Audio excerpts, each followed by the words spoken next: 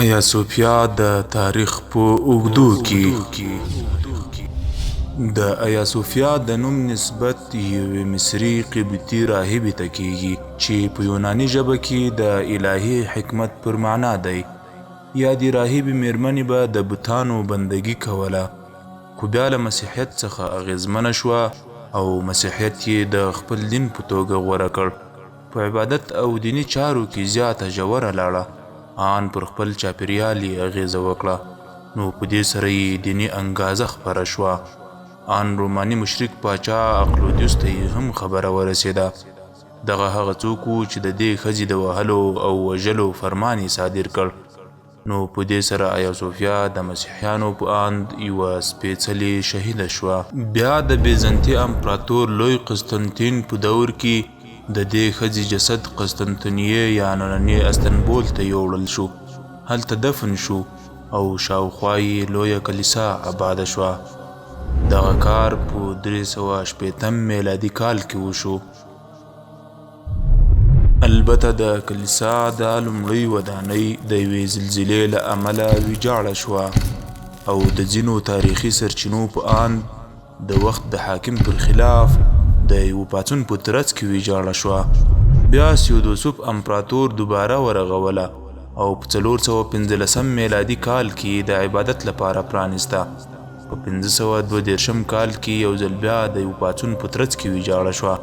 نو امپراتور لومړي ګسټنین د دریم ځل لپاره ورغوله چې آبادۍ یې پوره 5 کاله ونیول، چې په 513 کال کې پوره شوه او د عبادت لپاره پرانستل شوه.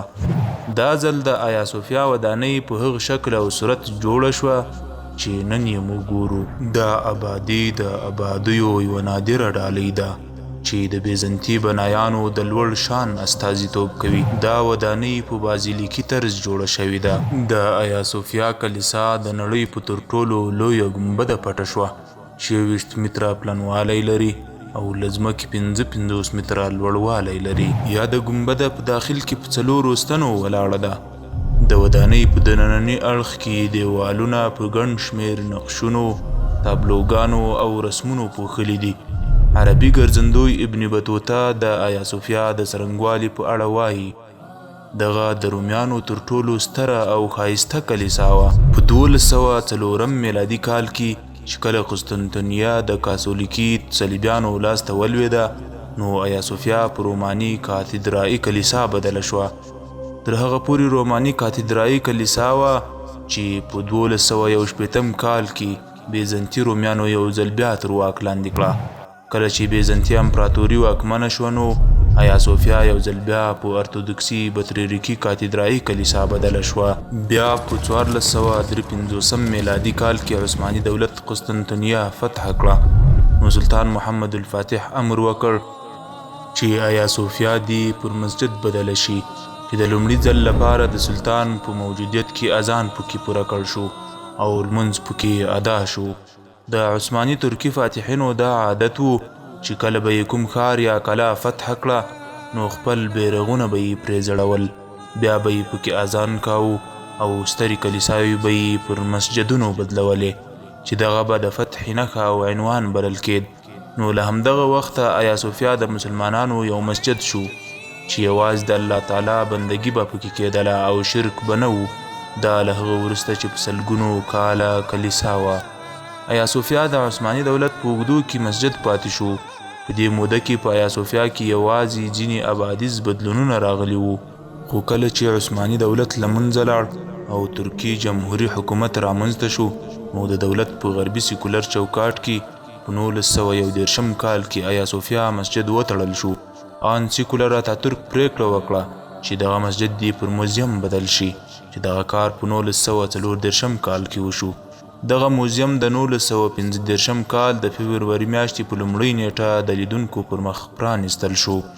د 2020 کال د جولای میاشتې په 10مه نیټه د ترکي حکومت یوې محکمې هغه پریکړه لغوه کړه چې آیا صوفیا یې له مسجد څخه په موزیم بدله کړې وه او اعلان یې وکړ چې دغه کار کومه قانوني بڼه نه لري. په دې پریکړې پسې د ترکي حکومت ولسمشر فرمان صادر کړ چې آیا صوفیا به نور مسجد وي او د عبادت لپاره به پرانیستل شي. په همدې ډول آیا صوفیا د خپل تاریخ په اوږدو کې له ګڼ شمېر بدلونونو څخه تېره شوه.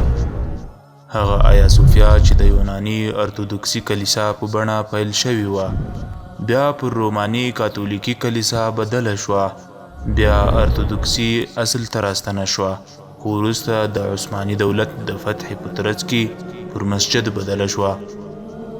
بیا د ترکي جمهوري حکومت په پریکړه موزیم ترې جوړ شو او اوس یو ځل بیا په مسجد بدله کړل شوه. زیاتره ملحدین، سیکولران او له غرب څخه اغیزمن خلک د دې پر ځای چې د یو مسجد په ازادېدو خوښ شي خفه او خواشیني دي او اسلام تنګ نظری معرفي کوي. بل پلو د نړۍ په بیلابیلو کنجونو کې هغو سلګونو اسیرو مسجدونو ته نه ګوري چې په کلیساګانو، شرابخانو او وجلو بدل شوي دي، چې تاسو ته دلته یو څو د نمونې په توګه وړاندې کوو.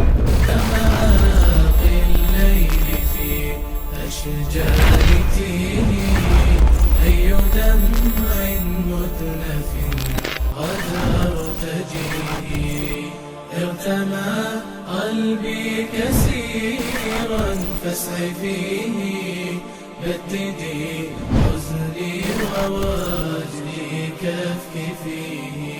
ألجي من بؤسا طويلا أبعديه، واجعلي الحلم حقيقا اجعليه، وارمقي الشوق بقلبي واسأليه عن سبات الطفل في حضن أبيه. وارحمي قلبا قضى في حلمه، وارسم الفرحة كونا وانسجيه.